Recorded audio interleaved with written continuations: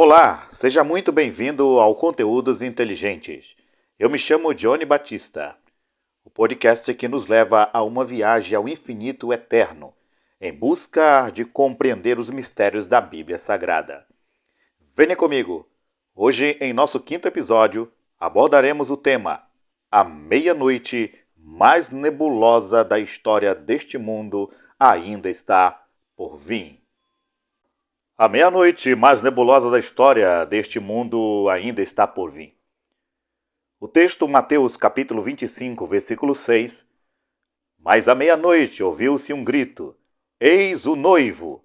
Saí ao seu encontro. Efésios capítulo 5, versículo 14. Por isso é que foi dito: Desperta, ó tu que dormes, levanta-te dentre os mortos, e Cristo resplandecerá sobre a tua pessoa. Joel capítulo 1, versículo 5. Despertai, bêbados, e chorai e gemei. A maioria dos eruditos bíblicos acreditam que Satanás, na época chamado Lúcifer, já governou esse planeta há muitos anos antes de Adão e Eva. Eles dizem que em justiça, em misericórdia, em juízo, em amor, ele governava esse mundo e toda a criação de Deus. Os universos, as miríades de planetas, toda a criação que conhecemos, possivelmente só uma parte dela. Sem pecado, sem rebelião, sem desobediência, sem ódio, sem guerra, sem julgamento. E em meio a toda a criação de Deus, Lúcifer talvez fosse a joia mais brilhante de todas, mais alto até mesmo que Miguel, o poderoso arcanjo, o único anjo mencionado na palavra de Deus como arcanjo Miguel. Maior até que Gabriel, que apareceu para Elizabeth, para Maria, anunciando o nascimento de João e depois de Jesus, o Filho de Deus. A Bíblia diz que ele era o selo da perfeição. Ele era a criatura mais bonita já criada pela mão criadora de um Deus maravilhoso. Em algum momento, essa glória, essa beleza, esse domínio dado por Deus a ele o corrompeu. O esplendor o corrompeu. Ele se elevou em seu próprio orgulho e ele começou a pensar: eu sou Deus, eu sou maior do que o Todo-Poderoso Deus. Eu posso governar. Eu posso tomar toda essa criação. Essa revolução foi tão poderosa que a Bíblia diz, em Isaías, capítulo 14, versículo 12: Como caíste desde o céu, ó Lúcifer, filho da alva, como foste cortado por terra, tu que debilitavas as nações. Versículo 13: E tu dizias no teu coração: Eu subirei ao céu, acima das estrelas de Deus exaltarei o meu trono, e no monte da congregação me assentarei. Aos lados do norte, versículo 14, subirei sobre as alturas das nuvens, e serei semelhante ao Altíssimo. Ezequiel capítulo 28, versículo 11, parte B. Assim diz o Senhor Deus: Tu eras o selo da medida, cheio de sabedoria e perfeita em formosura. Versículo 13. Estiveste no Éden, jardim de Deus. Versículo 14. Tu eras o querubim ungido para cobrir, e te estabeleci. Versículo 15. Perfeito eras nos teus caminhos, desde o dia em que foste criado, até que se achou iniquidade em ti. Versículo 16. Na multiplicação do teu comércio, encheram o teu interior de violência e pecastes. Por isso te lancei, profanado, do monte de Deus, e te fiz perecer, ó querubim cobridor, no meio das pedras afogueadas. Versículo 17. Elevou-se o teu coração por causa da tua formosura, corromper-te a tua sabedoria por causa do teu resplendor. Por terra te lancei, diante dos reis te pus, para que olhem para ti. Versículo 18. Pela multidão das tuas iniquidades, pela justiça do teu comércio, profanar-te os teus santuários. Eu, pois, fiz sair do meio de ti um fogo, que te consumiu e te tornei em cinza sobre a terra, aos olhos de todos os que te veem. Versículo 19. Todos os que te conhecem entre os povos estão espantados de ti.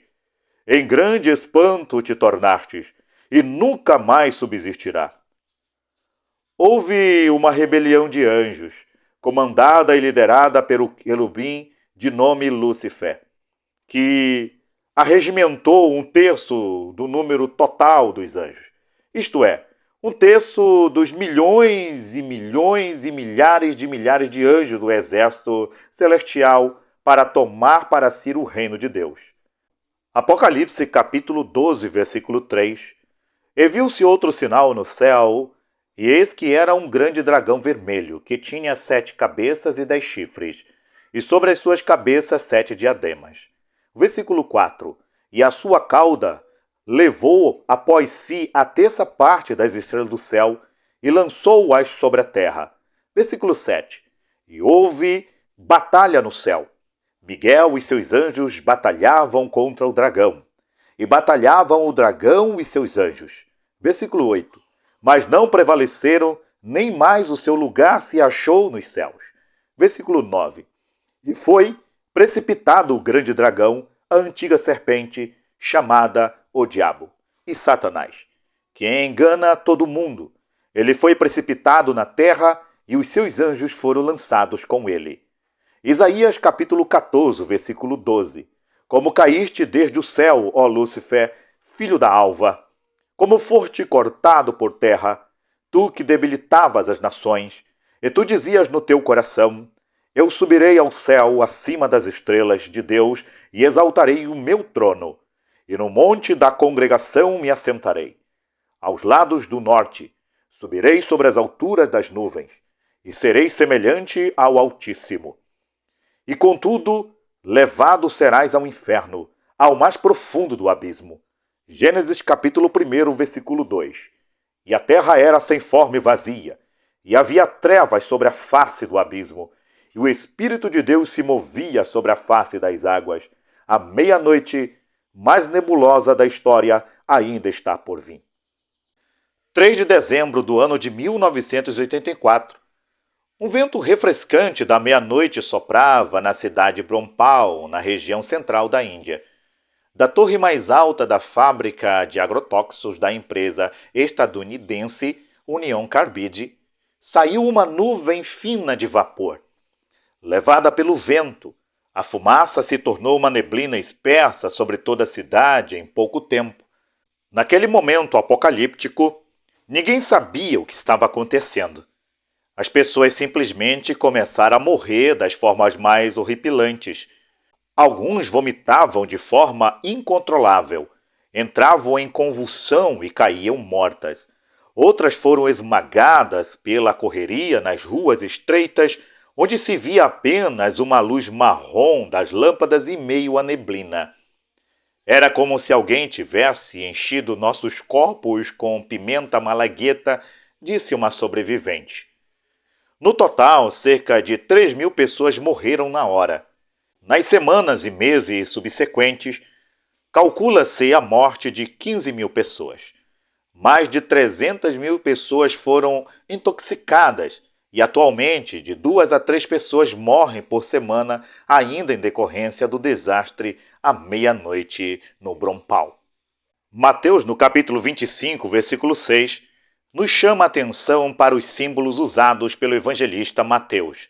Meia-noite, um grito e um noivo.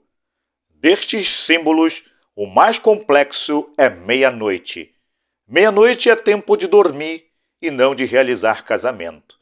Meia-noite não se trata apropriadamente das diferenças dia e noite, e sim, refere-se como usada por Mateus, uma hora inesperada. A vinda do noivo, Jesus, será em um momento não somente tardio e improvável, mas também inapropriado. O termo meia-noite na Bíblia sempre está ligado a fatos inesperados. Por exemplo, Eliú, o amigo de Jó, diz que à meia-noite os povos e os poderosos são perturbados. Jó capítulo 34, versículo 20. À meia-noite, o dono da casa se levantou para atender de forma inesperada um vizinho que lhe pedia 3 pães. Lucas capítulo 11, versículo 5. Foi à meia-noite que a mulher sequestrou um bebezinho vivo de outra mulher, colocando seu bebezinho morto no lugar do bebê. 1 Reis capítulo 3, versículo 20. Foi à meia-noite que um rapaz chamado Eutico caiu de uma janela do 3º andar e foi dado como morto. Atos dos Apóstolos, capítulo 20, versículo 7 ao 9. Foi à meia-noite que o Senhor passou pelo Egito e feriu todos os primogênitos, desde os homens até os animais. Êxodo capítulo 12, versículo 29. Vale notar que foi à meia-noite que o Titanic deu de encontro a um enorme iceberg e começou a naufragar, matando 1.513 pessoas. Mas o pior, a meia-noite ainda está para acontecer. Será um momento inesperado com implicações muito sérias. Meditemos sobre esta tão inesperada meia-noite e o seu significado real. Meia-noite, término de um dia. À meia-noite, o dia termina definitivamente. Tudo o que nele aconteceu é passado, virou história.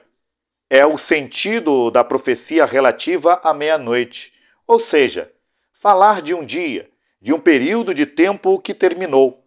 Há um período de preparação e um tempo em que será tarde demais para preparar-se.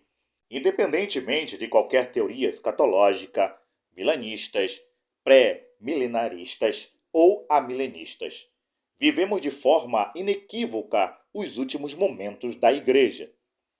Os apóstolos denunciaram e apresentaram características destes últimos momentos. Apostasia da verdadeira fé. 1 Timóteo capítulo 4, versículo 1.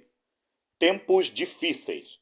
2 Timóteo capítulo 3, versículo 1. Escarnecedores da fé. 2 Pedro capítulo 3, versículo 3. Há um período de preparação e um tempo em que será tarde demais para se preparar. Portanto, quando já se põe o sol e a noite se aproxima, se faz necessário despertar. Joel, capítulo 1, versículo 5 diz: Despertai, bêbados e chorai, gemei. Em outra tradução diz: Embriagados, despertai e chorai. Despertai, ébrios, vocês que estão dormindo, acorda e começa a orar, a jejuar, a combater, acorda. Você que está dormindo no pecado, na prostituição, na negligência, que está brincando de ser crente, agora é hora de converter-se de verdade. É hora de deixar o pecado. Diga adeus para os cigarrinhos, diga adeus para a bebida, diga adeus ao namoro indecente, diga adeus para a paquera, diga adeus para a sensualidade, a avareza. Desperta, é hora de acordar, é meia-noite, o noivo vem aí. Você tem que despertar. Será que você não está dormindo? Estás vestido de vestes brancas? Estás revestido com a armadura de Deus? Estás em santidade? Estás preparado para a festa? Você pergunta: vestes brancas, armadura de Deus, santidade, festa? Para que tudo isso? Despertai, o noivo vem aí. Meia-noite, a hora do clamor. O texto nos informa que um grande grito soou à meia-noite. As pessoas que viviam em função deste grito reagiram de 2 maneiras. Primeiro, as prudentes, embora apanhadas pelo sono, mas perfeitamente despertas, regozijaram-se no fato de que estão preparadas, ou seja, agiram com alegria. Segundo, para as insensatas, porém, que subitamente serão despertadas, lembrar-se-ão que não se prepararam. Esse grito para elas será motivo de angústia e perplexidade. Quais as implicações destes fatos na nossa vida cristã? Quando irromper o chamado da meia-noite, 1 Tessalonicenses capítulo 4, versículo 16 e versículo 17. Não haverá mais tempo para a preparação. Versículo 10. O clamor da meia-noite revela que a preparação é inteiramente individual. Cada um deverá desenvolver a sua prudência. Versículo 9. O conselho dado pelas jovens prudentes foi um bom conselho, mas era impossível de segui-lo. Por quê? Porque logo após os convidados e as virgens terem entrado, fechou-se a porta, e isto culminou em sua total exclusão das boldas. O clamor da meia-noite poderá ser de alegria ou de angústia, e a preparação prévia é que determinará se será de uma forma ou de outra maneira. A pessoa que dorme não sabe nada de nada. Sabe muito de algumas coisas, mas não sabe nada das coisas espirituais. Não tem a menor ideia da pessoa divina do adorável Redentor. Não pode, nem sequer, adivinhar os doces gozos de uma vida de piedade. Não pode elevar-se aos sublimes entusiasmos, nem aos rápidos íntimos do cristão. Fale a ele de doutrinas divinas, e estas são para ele um enigma. Comenta-lhe a respeito de experiências sublimes, e parece-lhe entusiásticas fantasias. Nada sabe dos gozos vindouros, e, ai dele, se esquece dos males que lhe virão se continuar na sua iniquidade. O grosso da humanidade é ignorante, não tem conhecimento, não tem o conhecimento de Deus, não tem ante aos seus olhos o temor de Jeová.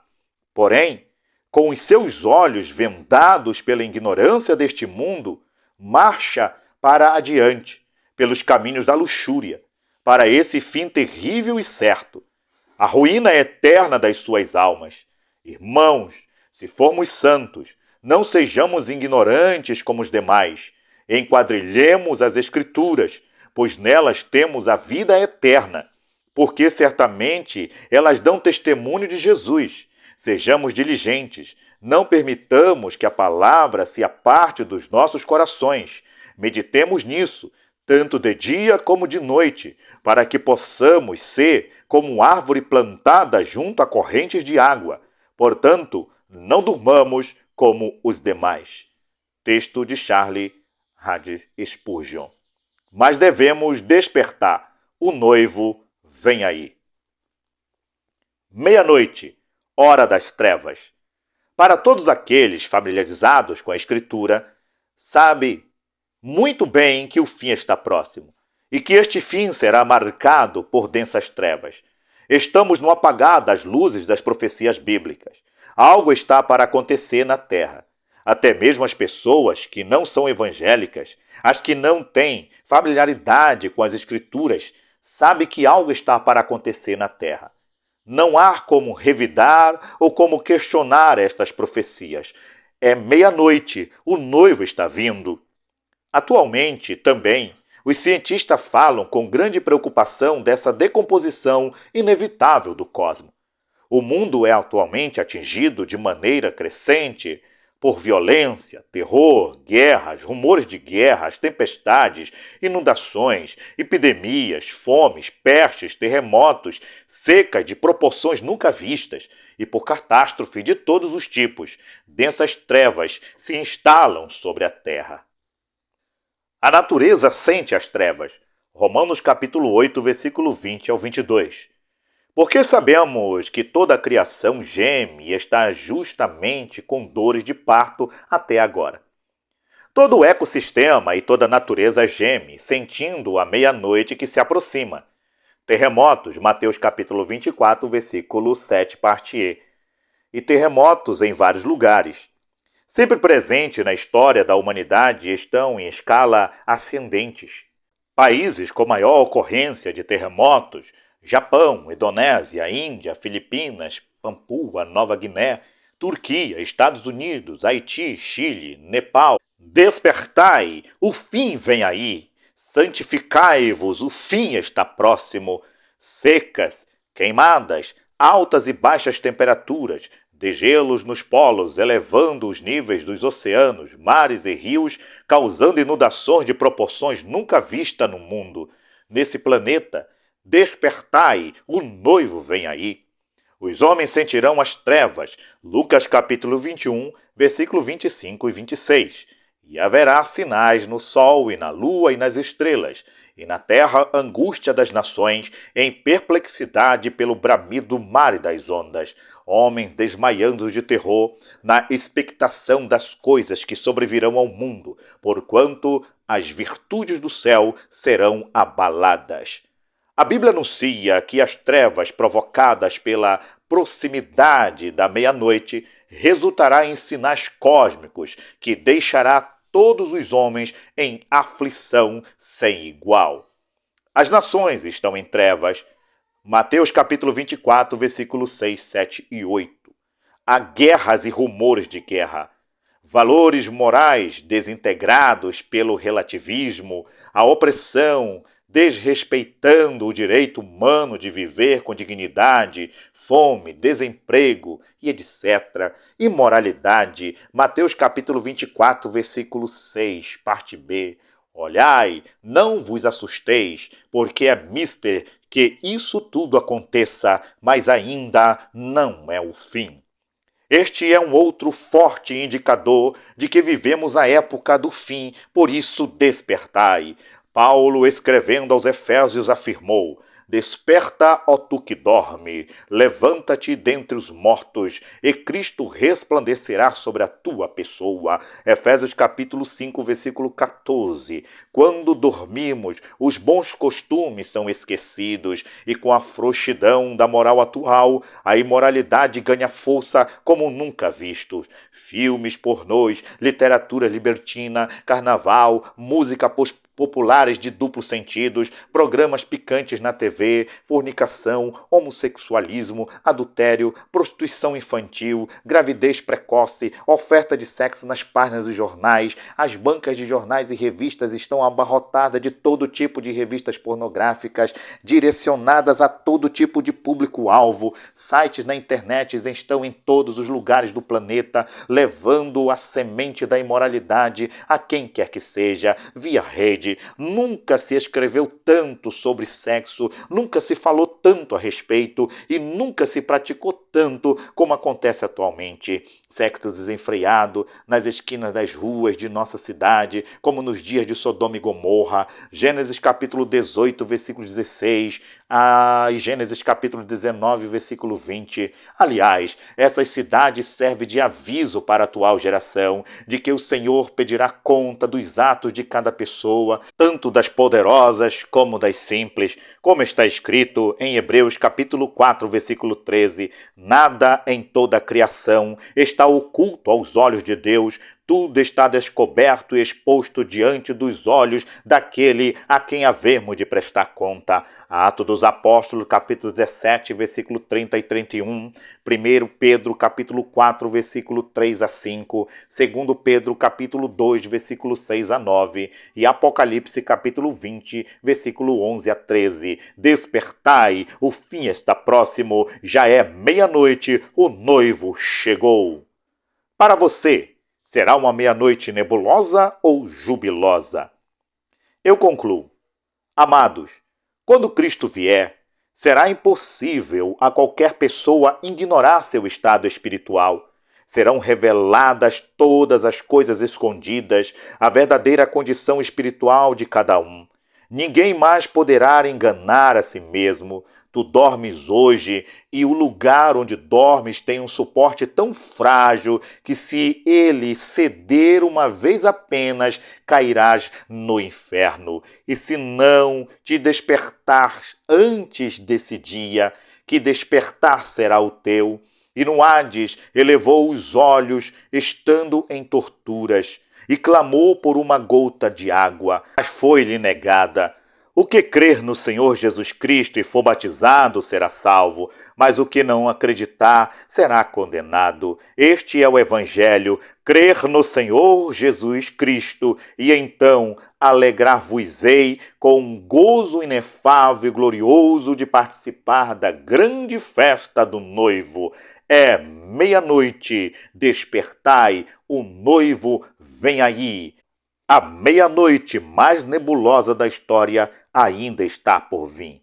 Para você, será júbilo ou será angústia e tristeza? Prepara-te, Jesus está voltando. Deus vos abençoe, para que nesse dia você não seja tomado de surpresa. Fica com Deus, um abraço, até o próximo episódio. Reparando as brechas e quebrando os vínculos. Esse será o nosso próximo tema abordado aqui. Um abraço, tchau, tchau.